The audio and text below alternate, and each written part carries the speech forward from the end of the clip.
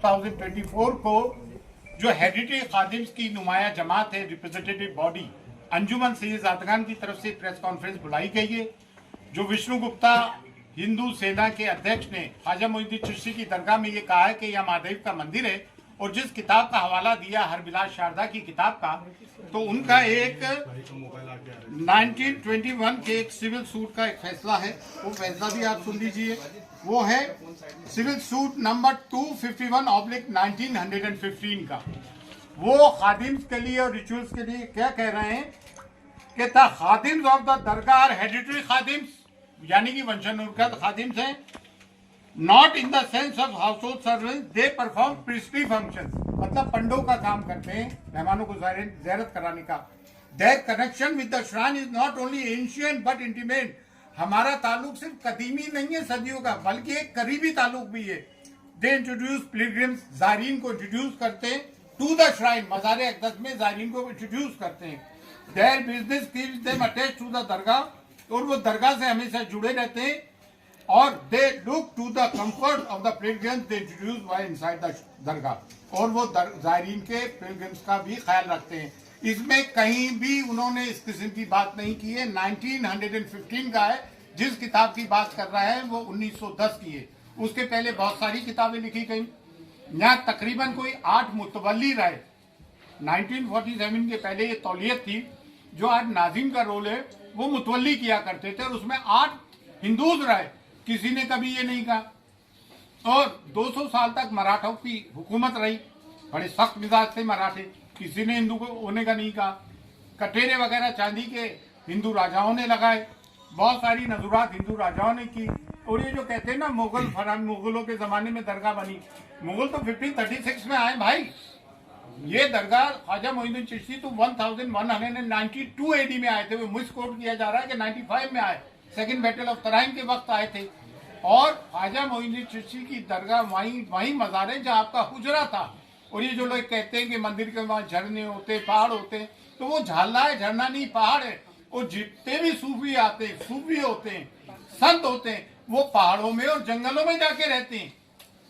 पानी का एक कुआं होता है, तालाब होता है, झरना, वहां जाके रहते हैं जितने भी सूफी। तमाम दरगाहें उठा के देख लें आप, हाजी अली की दरगाह समंदर के अंदर है, साबिर बाग की दरगाह ले ले, करियर रुड़की में गंगा बह रही है वहां से। तो आप ये कहना कि वो झंडा है तो मंदिर होगा। होली मक्का में जमजम है, पानी है जो जमीन से फूटता है पानी, तो पानी से धर्म का, मजहब का ताल्लुक रहा है, ये सब झूठी बात है। और दूसरी बात ये, इतने राजा रहे, महाराजा रहे, मुगल काल के भी 400 साल के पहले की बनी हुई दरगाह है। एक क्रिमिनल आदमी जिसकी हमने 1 अक्टूबर 2024 को SP साहिबा को एक रिपोर्ट दी, उसकी क्रिमिनल एक्टिविटीज बताई, 2 साल से वो तड़ी पार रहा दिल्ली में, आप उसको एंटरटेन कर रहे हैं। जबकि places of worship act 1991 exclusively ये बात कहता है कि जो भी सिर्फ बाबरी मस्जिद को छोड़ के जितनी भी रिलीजियस प्लेसेस है, चाहे वो किसी भी धर्म जाति के हो, मस्जिद हो, दरगाह हो, गुरुद्वारा हो, मंदिर हो, कुछ भी हो, उसकी स्थिति वही रहेगी जो 1947 के पहले जो स्टेटस को था। ये चीफ जस्टिस ऑफ इंडिया जो रिटायर हुए, क्या नाम था, चंद्रचूड़, उन्होंने ये गलती की कि मथुरा और काशी वाले मामले को, उसको ये एक्ट को इम्प्लीमेंट करना चाहिए था। उन्होंने पेंडोरा बॉक्स खोल दिया।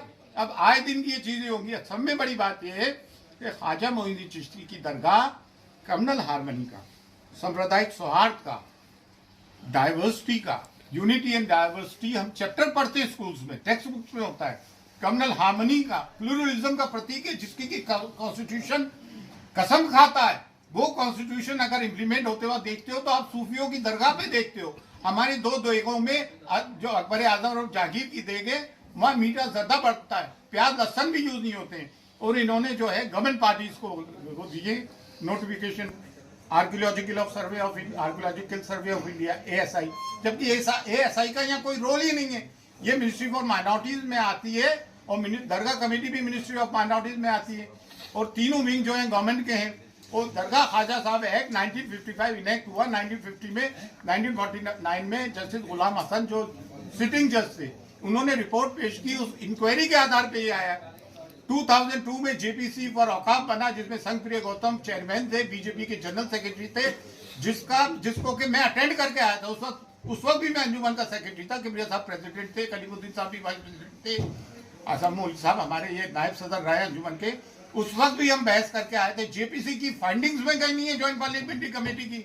एक आदमी कहीं से उठ के आता है, पूरे देश का माहौल खराब कर रखा है। जैसा कि संभल में हुआ, 1:30 बजे कोई एप्लीकेशन देता है, 3:30 बजे एप्लीकेशन मंजूर, कमीशन अपॉइंट, शाम को कमिश्नर आ जाता है, सर्वे करता है, पीसफुली सब कुछ हो जाता है। 3 दिन बाद वो आते हैं और फिर वो नारे लगाते हुए आते हैं। इस तरह के मामला होते हैं, गोलियां चलती हैं।